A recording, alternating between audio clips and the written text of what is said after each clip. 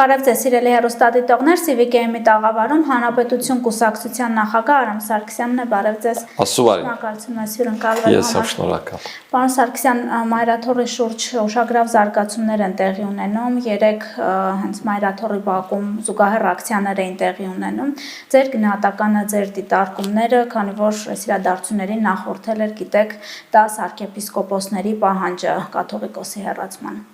Ես ընդհանրապես աշխատում եմ ելքերի մասին մտածել, ոչ թե գնահատականների, ու ասեմ ելքի առումով ես գիտեմ ինչպես հանրային ճնշմամբ կարելի է հասնել քաղաքական ուժի կամ իշխանության, իշխանափոխության, ես չգիտեմ թե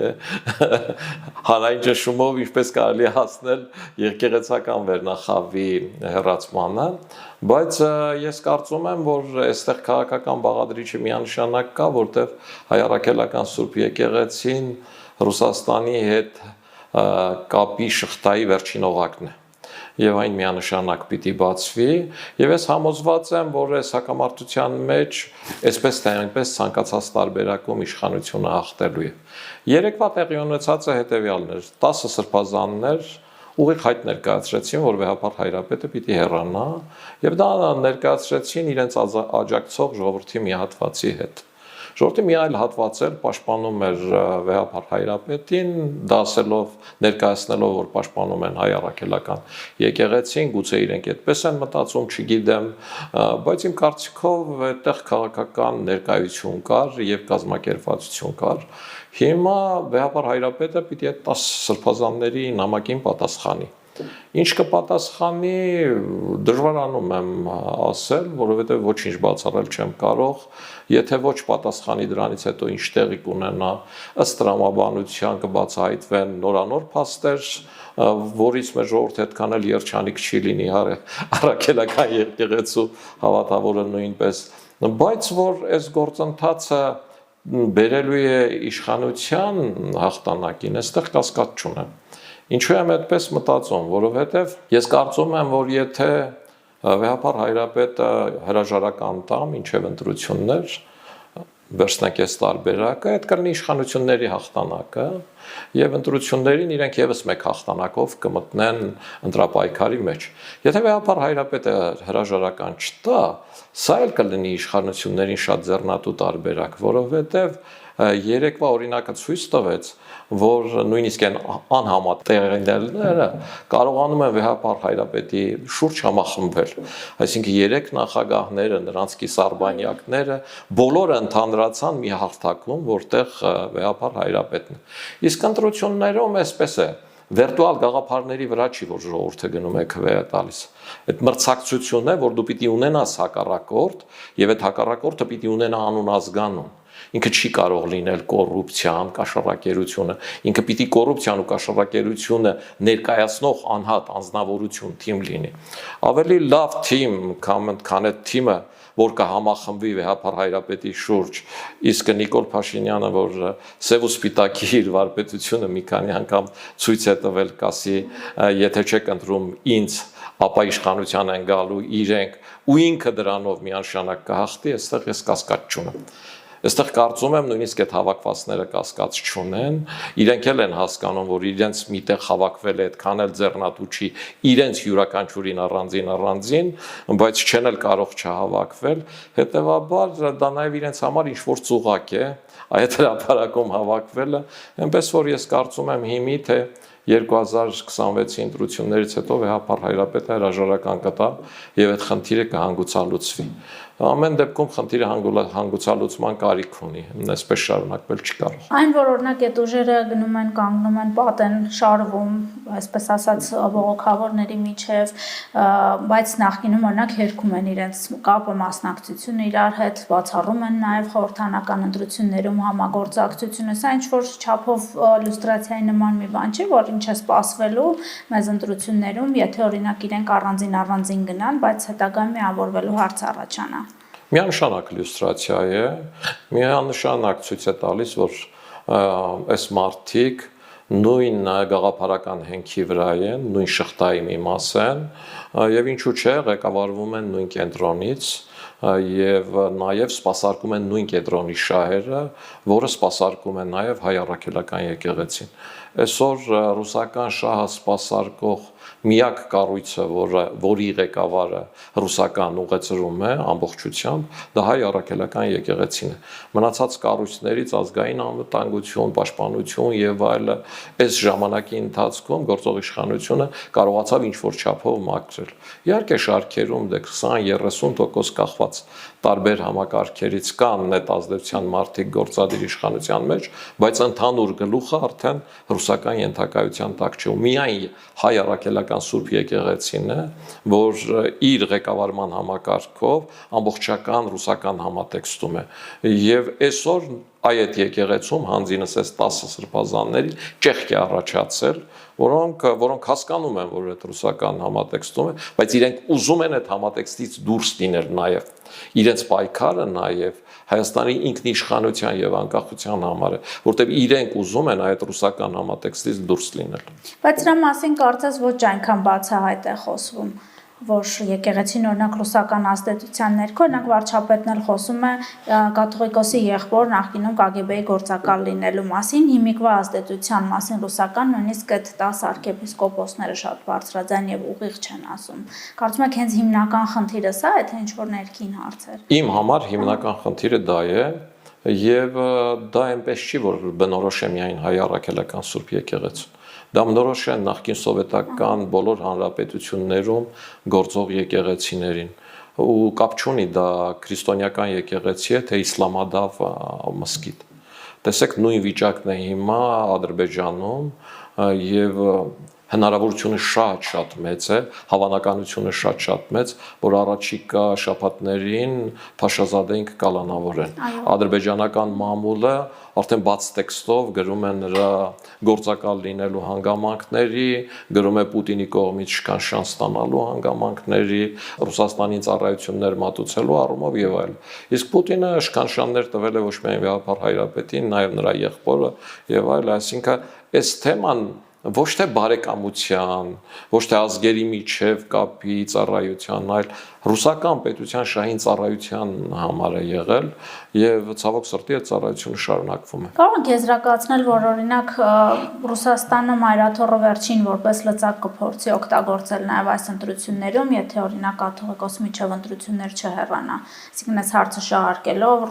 ինչ որ տրամադրություններ տաքացնելով փորձի Հայաստանում իշխանություն փոխել։ Ես ոչ միայն դա ենթադրություն եմ համարում, ես մի քանի անգամ պնդել եմ, որ այն տեսակետը, որ երկրորդ նախագահը հայտնեց, որ ցանկալի կլինի, որ անդիմադիր շարժումը ղեկավարի հայ առաքելական եկեղեցու սրբազաններից մեկը, այդ գաղափարը ոչ թե Ռոբերտ Քոչարյանինն էր, այլ ռուսական քաղաքական համատեքստում դուգինների եւ այլ մտածողության կամ գաղափարախոսության հետևանք։ Իրենք ինչ են նայում, իրենք նայում են, որ հայերը երկար տարիներ պետականություն չեն ունեցել եւ պետության ու պետականության ֆունկցիան իր վրա վերցրել է եկեղեցին եւ փառքուպատիվ հայ առաքելական Սուրբ եկեղեցուն, որ այդ տարիներին մեր հայ լինելը, մեր հայությունը կարողացել է իրար գլխի հավաքել, չնայած բազմաթիվ կաթողիկոսներ են կորցրել, բազմաթիվ դեպքերում նաեւ կաթողիկոսներ հրաժարականներ են տվել, այս դեպքերը առանձին չեն, այսինքն օտարին ծառայելու դեպքերը բացառություններ չեն մեր եկեղեցու պատմության մեջ, բայց այստեղ խնդիրը նրանում է, որ ռուսները նայում են, որ քանի որ հայերը չեն ունեցել պետականություն, եկեղեցու դերը գենետիկ մակարդակով,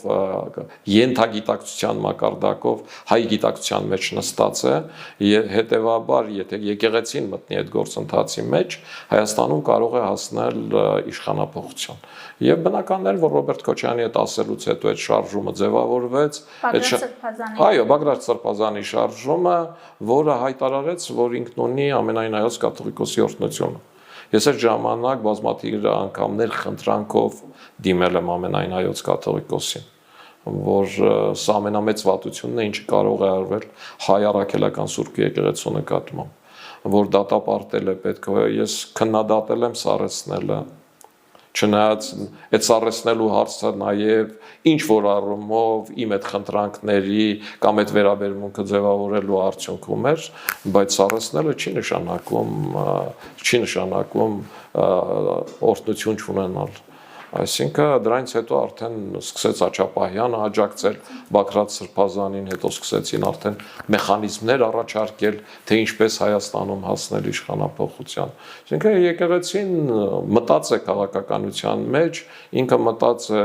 Հայաստանի գլխավոր շտաբի հայտարարությունից անմիջապես հետո եւ այս համատեքստը հերքել հնարավոր չի։ Որովհետև օրինակ Գարեգին Բեին էլ դուրս չի գալիս այն ինչ տեղի ունեցավ Հայաստանում, այդպես էլ չհարմարվեց, որովհետև տպավորություն էր, որ հեղափոխությունից հետո նույնիսկ նկար եղավ վարչապետի հետ, շատ է հիմա շարժվում իհարկե այդ հանգամանքը, բայց այդպես բացահայտ գուցե չէր խոսում։ Ինչ որ մի փուլից սկսած եկեղեցին դիրքավորվեց եւ հստակ դուք էլ նշեցիք, սկսեց քաղաքականությամբ զբաղվել, ինչը սկսեց չբավարարել ձեր կարծիքով։ Եկեղեցուն չբավարարեց Հայաստանի իշխանությունների ընկալումը ռուսական իշխանությունների մոտ։ Այսինքն ռուսական իշխանությունները ընդհանրապես մեխերի վրա են ընդունում մեղմ ասած ցանկացած ժողովրդավարական process, որտեղ իրենք հասկանում են, որ հեղափոխությունները դրանք արդե են, իսկ նախկին պրոսովետական տարածքից դրանք հանգիստ կարող են տեղափոխվել նաև Ռուսաստան, իսկ մի իշխանավոր, որ արդեն 25 տարի է իշխանությանը 2000 թվականից սկսած իշխանությանը չհաշված է դրանից առաջ ինչքանով էր իշխանություն,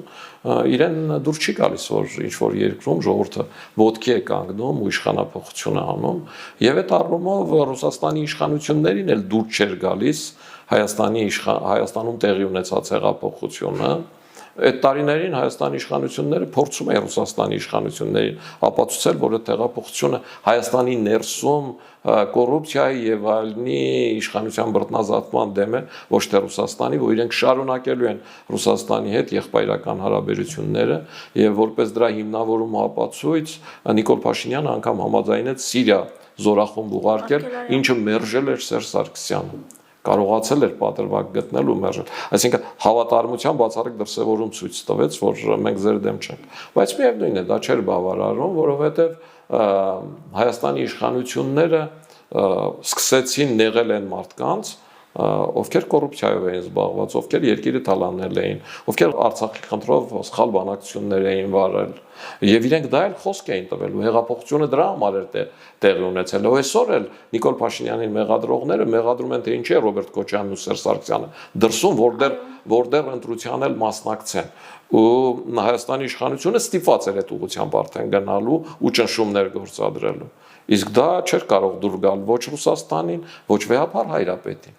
որովհետև հայ եկեղեցու սպասավորները այդ համակարգի հետ շատ լավ հարաբերություններ են ունեցել։ Փոխադարձաբար աչքերները փակել են մարտի 1-ի, ապրիլի 12-ի, հոկտեմբերի 27-ի դատավարության, աչք են փակել, չէ՞։ Ասենք աչքները փակել են, երբ որ Լևոն Հայրապետյան անունով հայ բարերար կար, որ Լեռնային Ղարաբաղի խոշոր բարերարներից էր, ու Մոսկվայում ձերբակալել էին, եւ այդ ժամանակ Արցախ-Հայաստան համարող այդ Հայաստանի իշխանությունները որևէ մեկը իրենց դեսպաներին չհորդորեցին դիմել Ռուսաստանի իշխանությանը, որ գնան տեսակցության գոնե այդ մարդուն։ Սամվել Կարապետյանին տեսակցության։ Հիմա Սամվել Կարապետյանին տեսակցության Ռուսաստանի դեսպանով դիմում են, ստանում են, ու այստեղ է այդ 5-րդ Շարասյան, այն որ նախկինում իրենք էին չեն արել, նրանք էլ դա ողջունում են, իրենց տներում ընդունում են այդ մարդուն, ժամերով զրուցում են։ Այս երկակի ստանդարտները մեր ժողովրդի աչքի առաջ են, ու այս թաքցնել հնարավոր չի։ Հետևաբար ապացույցներ էլ պետք չեն, այնպես ինչպես վարչապետն ասաց, որ հիմնավոր լինի, որ հայ առաքելական Սուրբ եկեղեցու վերնախավի մեծ մասը սպասարկում է Օտարիշը։ Դե պարոն Սարգսյան, քանի որ իրենց տներում ընդունողների մասին խոսեցիք, չեմ կարող չհարցնել, երեք հայազգային կոնգրեսն էլ էր մայրաթոռումի պաշտպանություն կաթողիկոսի, ճանապարհ եք անցել իրենց հետ 2008 թվականի մարտի 1-յան իրադարձություններից հետո, հիշում ենք, որ Լևոն Տեր-Պետրոսյանը չընդունեց այն ժամանակ նույն վեհապարին, ինչու հիմա այս դիրքավորումը ձեզ համար հասկանալի է։ Ոչ, բայց ես վստահ կարող եմ ասել եւ Հայ ազգային կոնգրեսի հայ իմ ընկերներ, ում հետ ճանապարհ ենք անցել եւ ոչ հեշտ ճանապարհ, կասեմ կպնդեմ, որ ես ճիշտ եմ ասում, որ Հայ ազգային կոնգրեսում միայն ես էի, որ առաջին նախագահին ասեցի, որ ճիշտ չեք արել, որ վեհապարը եկել հասել էր ձեր դուռը ու չեք ընդունել։ Պիտի ընդունեիք ու ասեիք այն ամենը, ինչը մտածում էիք։ Պիտի ասեք, որ մարդը ինքն էլ վեր կենա ու ասելիք ունենա։ Երբ որ չեք ընդունում, այդ մարդը ավելի շատ գնում է այն ճամբար։ Ես միշտ այն տեսակետին եմ եղել, որ եթե իմ մոտից ինչ-որ մեկը հեռանում է, մեղավոր է ոչ թե նա ով տանում է, այլ մեղավոր եմ ես, որ չեմ կարողացել այդ մարդուն ինձ մոտ պահել, չեմ հասկացել այդ մարդուն, այդ մարդը ստիպված գնացել։ Բայց հիմա առիթ է օրինակ Նիկոլ Փաշինյանի դեմ դիրքավորվելու, կոնգրեսը կարծես այդ առիթն է օգտագործում։ Գիտեք, Հայ ազգային կոնգրեսը վաղուց է դիրքավորվել Նիկոլ Փաշինյանի դեմ, երբ Լևոն Տեր-Պետրոսյանը իր կարճ ձևակերպումը արեց պատուհասի եւ այլ իմաստով, ինչը իմ համար անընդունելի եւ ոչ ընկալելի է,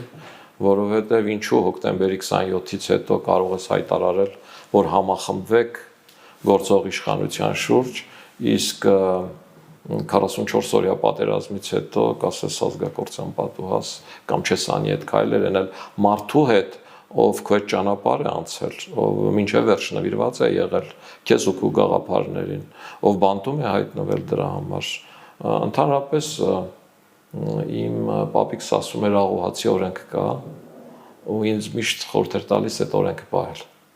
Ես մաքսիմում աշխատում եմ այդ օրենքը պահել եւ թե Լևոն Տեր-Պետրոսյանի,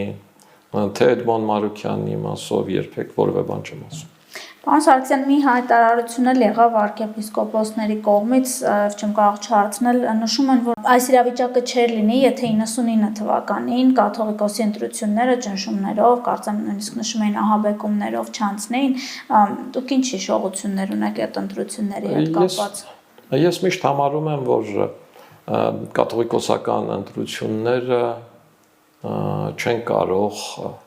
ճնշումներով, ահաբեկումներով լինել։ Ես ներսի մարդ եմ, գիտեմ այդ ամեն ինչը, հայ առաքելական եկեղեցու վեհապար հայրապետին ընտրում է հավատավոր հանրությունը, հավատավոր դասը, եկեղեցական դասը եւ աշխարհիկ պատվիրակները, դրսից եկած պատվիրակները եւ դրսից եկած աշխարհիկ պատվիրակները գրեթե 2 անգամ ավելի շատ են քան ներսինները։ Հայաստանի իշխանությունները կարող են ճնշում գործել ներսի աշխարհիկ պատվիրակների վրա, սրբազանների վրա իրենք ինչ ճնշում կարող են գործել։ Այդ սրբազանները իրենց աշխատողները ու աշխատավորները չեն որ կարողանան։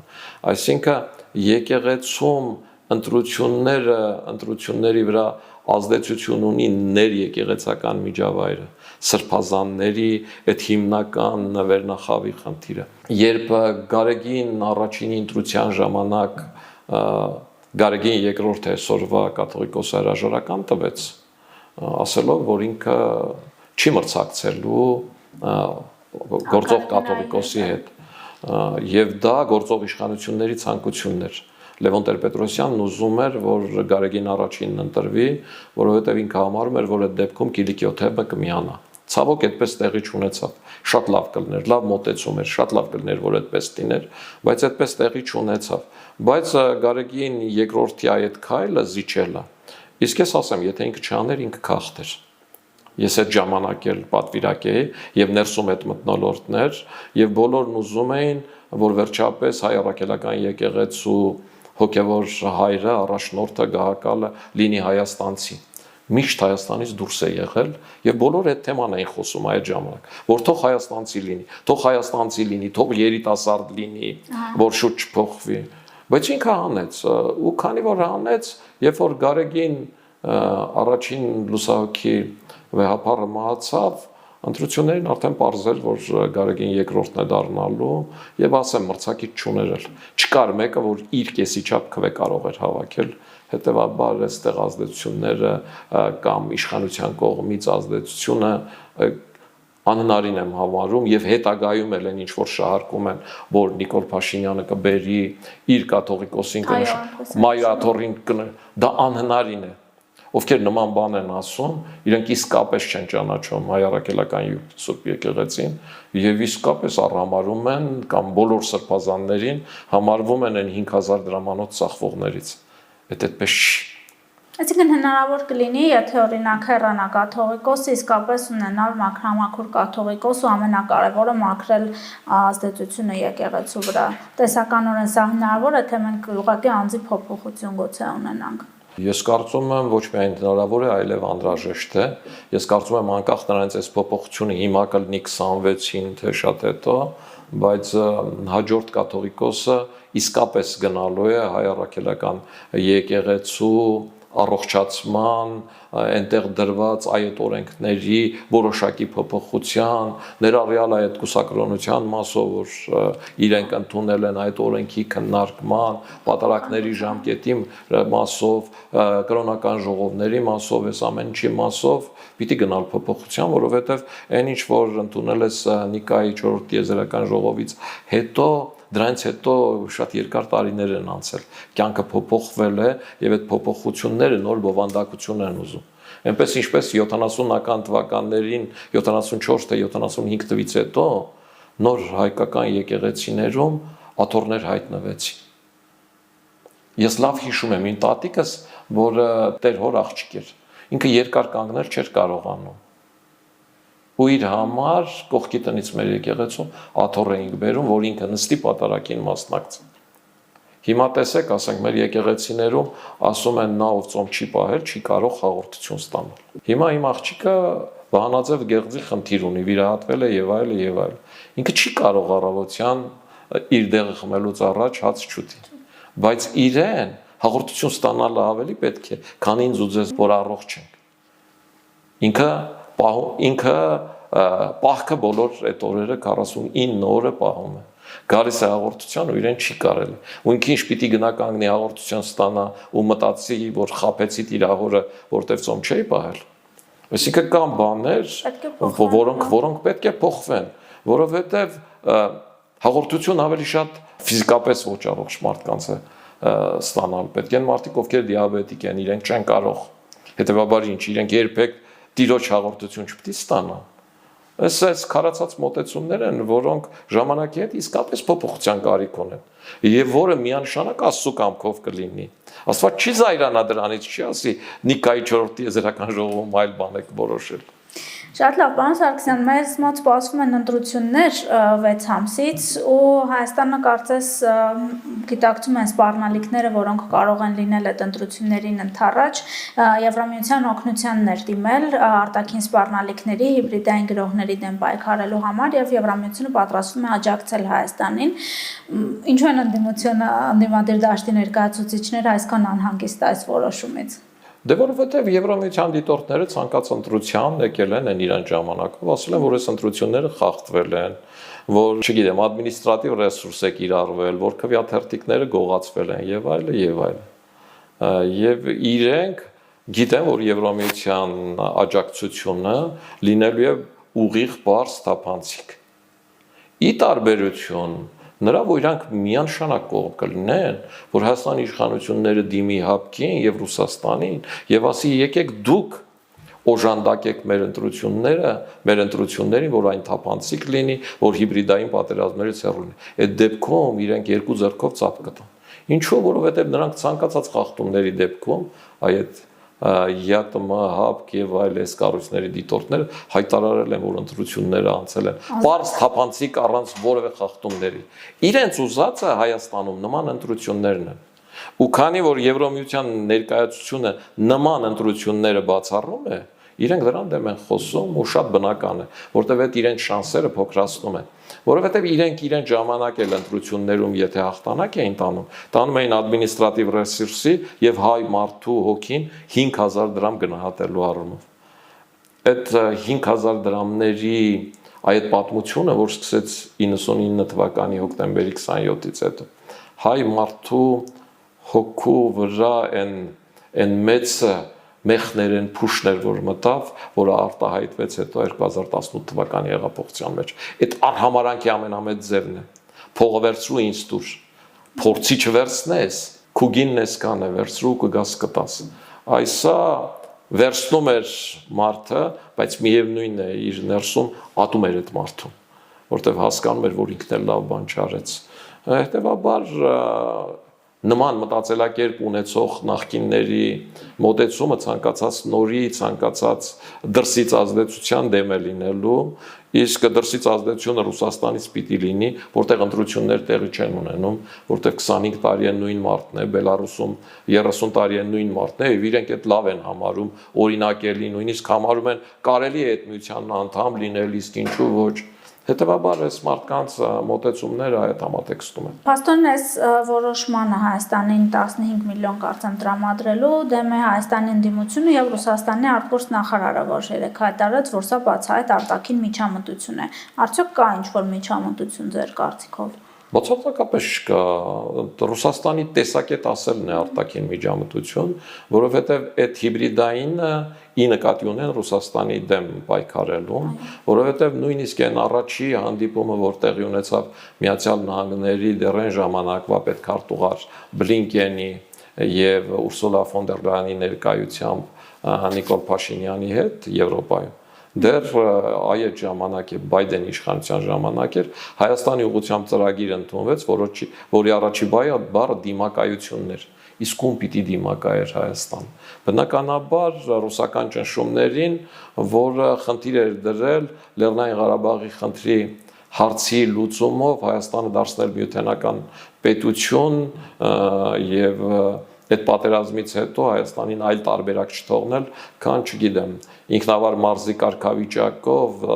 Թաթարստանի կարգավիճակով կամ Բելարուսի կարգավիճակով, լավագույն դեպքում Ռուսաստանի կազմի մեջ մտնել։ Այսինքն սկսում էր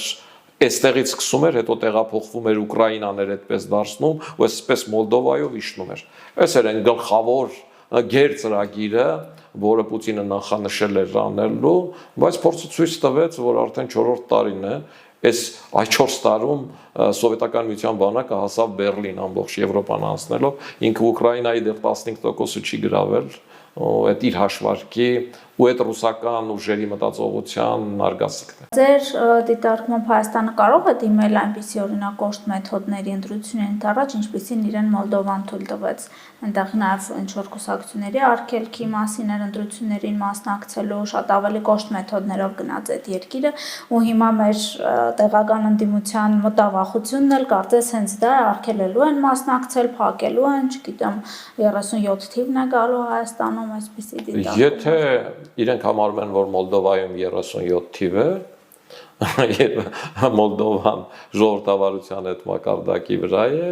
ապա այո, Հայաստանում էլ է դա հնարավոր, որովհետեւ արտաքին քաղաքական միջամտությունը պետության ներքին կյանքին դա անթույլատրելի է եւ դա պետությունը ներկայացնող արդար ընտրությունների երաշխավոր հանդիսացող վարչապետի համար 1 պարտականությունն է։ Ես եւ դուք քարկ ենք վճարում, որպեսզի ինքը մեր համար ապահովի արդար ընտրություններ։ Իսկ եթե այդ արդար ընտրություններում մասնակցում են մարդիկ, ովքեր Ռուսաստանի քաղաքացի են, ովքեր միլիարդավոր դոլարներ են աշխատել Ռուսաստանում եւ դեմ չեն դրանից մի 100-150 միլիոն այսօր ընտրությունների ժամանակ բերել ծախսել Հայաստանում, տարբեր լրատվական ուղղություններով լուտանքներ թափել աչուձախ բոլորի վրա, քաղաքական որևէ կոնկրետ տեսակետ չնշելով ուղղակի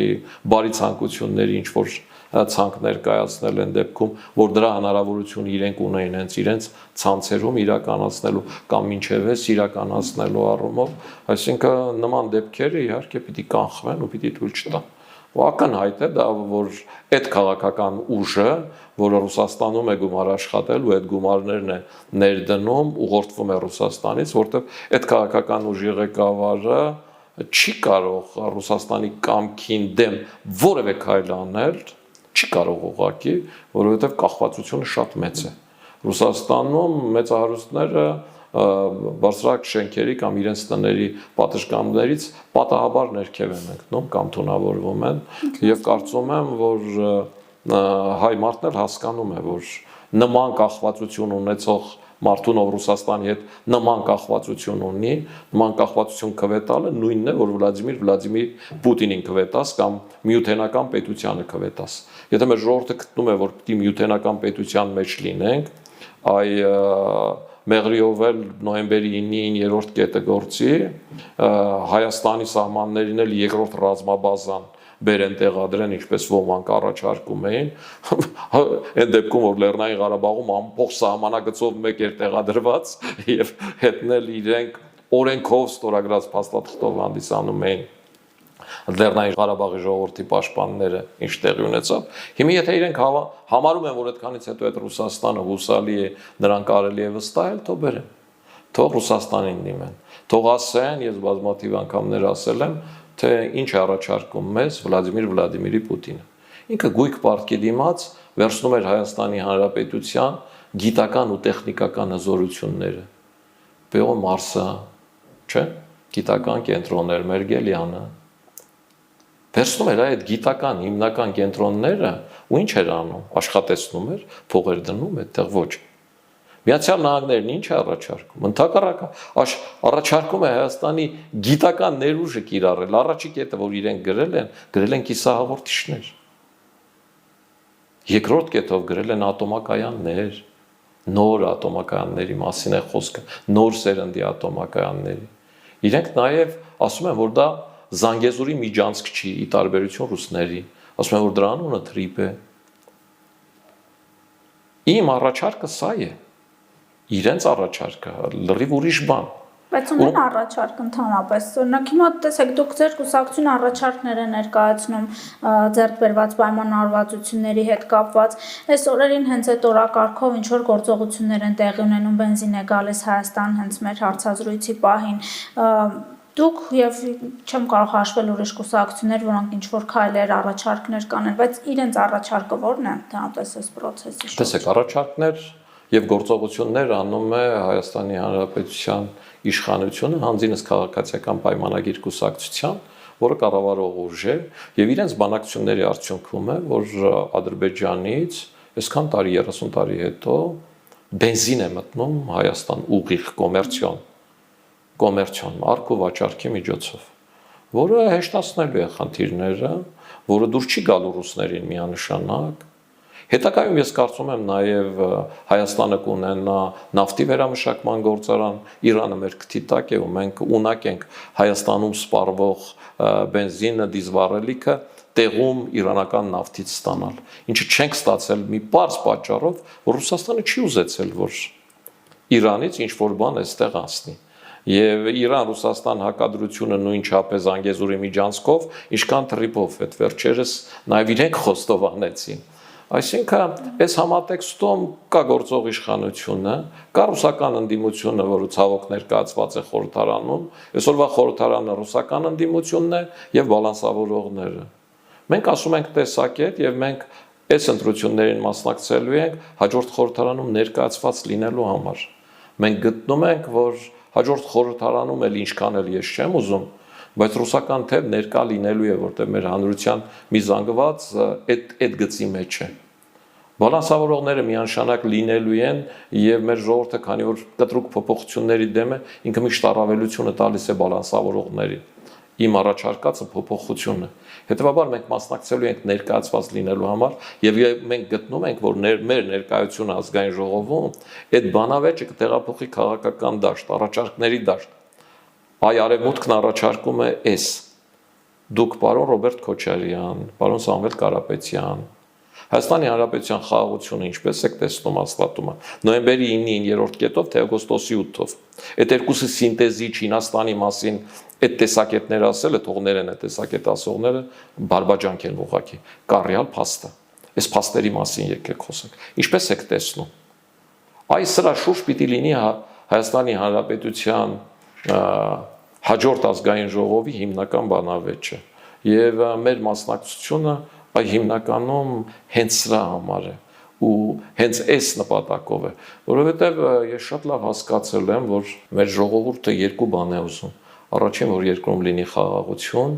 երկրորդ, որ ինքը ունենա արժանապատիվ եւ լավ վճարվող աշխատող, որպեսզի ստանա շատ ավելի շատ փող, որպեսզի աշխարհով մեկ ման գա, լավ մեքենաներ գնի, երեխաներին լավ կրթություն տա, լավ բուժում ստանա։ Հայաստանի Հանրապետության մարդը արժանի է այդ ունենալու։ Ինքը բազմաթիվ դարավոր փորձությունների միջով է անցել։ Ես գիտեմ այդ ճանապարհը ինչպես անել։ Իհարկե դրա դեմ շատ մարդիկ կան, էկոլոգներից սկսած եւ այլն։ Բայց ես այդ ճանապարհը գիտեմ եւ այդ ճանապարհը ռեալ է, ակնհայտ է, որտեղ Աստված մեզ չի նեղացրել։ Մենք ունենք թե բնական ահռելի ռեսուրսներ, թե մարդկային ու գիտական ահռելի ռեսուրսներ։ Դրսից այդ գնահատում են, մեր ներսի ինդիմությունը այդ չի գնահատում։ Ժեխ է անվանում, չգիտեմ ինչ է անվանում եւ այլ էս համատեքստում։ Իսկ դու չգիտես այն մարդուն, ով քո գաղափարները չի կիսում, ինքը գուցե աշխարհում գիտության մեջ միակն է։ Պարոն Սարգսյան, որոշում ունեք մասնակցության հետ կապված միայնակ թե դաշինքներով քննարկումներ գնում են, արդեն կարծես նախընտրական շրջան է դաշտում, դրա համար եմ այսքան շուտ ասում։ Ես արդեն երրորդ անգամն է հորդորում եմ Հայաստանի Հանրապետության վարչապետին, ասելով պարոն Նիկոլ Փաշինյան, ձեզ հետաքրքիր չի, թե որ կուսակցությամբ է մասնակցելու Ռոբերտ Քոչարյան ընտրություններին, արգելեք նախընտրական դաշինքները։ Տեսնենք այդ մարդը որ կուսակցությամբ է մասնակցելու։ Եթե ինքը դաշնակցությամբ մասնակցի, ինքը կկորցնի թե դաշնակցությունը, եթե մեկ ուրիշով մասնակցի, այդ մեկ ուրիշը թե ինքը։ Ես գտնում եմ, որ կուսակցությունները պիտի միավորվեն խորհրդարանում կոալիցիաների տեսքով։ Ազգային ժողով անցնելուց հետո երբ դրա անհրաժեշտությունը կա եւ այդտեղ պիտի միավորվեն զուտ գաղափարական հենքի մոտեցումների ծրագրերն իրականացնելու առումով նախընտրական դաշինքները բերում են նրան, որ Հայաստանում կա 100-ից ավելի կուսակցություններ, իսկ ընտրությունների մասնակցում են 4-5-ը։ Մնացածները կնիկները գրպաններում դրած պատտում են, որ հետո վաճառեն հանեն աջուրդի կամ իրենց մասնակցությունն առաջարկեն ու եթե մերժես սկսեն փնովել քեզ, թե ինչու իրենց մերժեցիր, այ դու դեմ էիր միասնական հանդես գալուն, հետեւաբար ձայները փոշիացնելուն։ Ես կարծում եմ, որ ճիշտը յուրաքանչյուր կուսակցություն պիտի փորձի իր ուժերը ինքնուրույն, սեփական ուժերով, կհաղթի ինքն է, կպարտվի ինքն է, շարունակություն արդեն գաղափարի վրա։ Շնորհակալություն, հաջողություն ենք ձեզ մաղթում նաև, հիշեցնեմ մեր հեռուստադիտողներին, որ CVKM-ի տաղավարում Հանրապետություն կուսակցության նախագահ Արամ Սարգսյանն էր, հավանեք տեսանյութը եւ բաժանորդագրվեք մեր YouTube-յան ալիքին, կհանդիպենք։ Հավանիր տեսանյութը եւ բաժանորդագրվիր նորությունները բաց չթողնելու համար։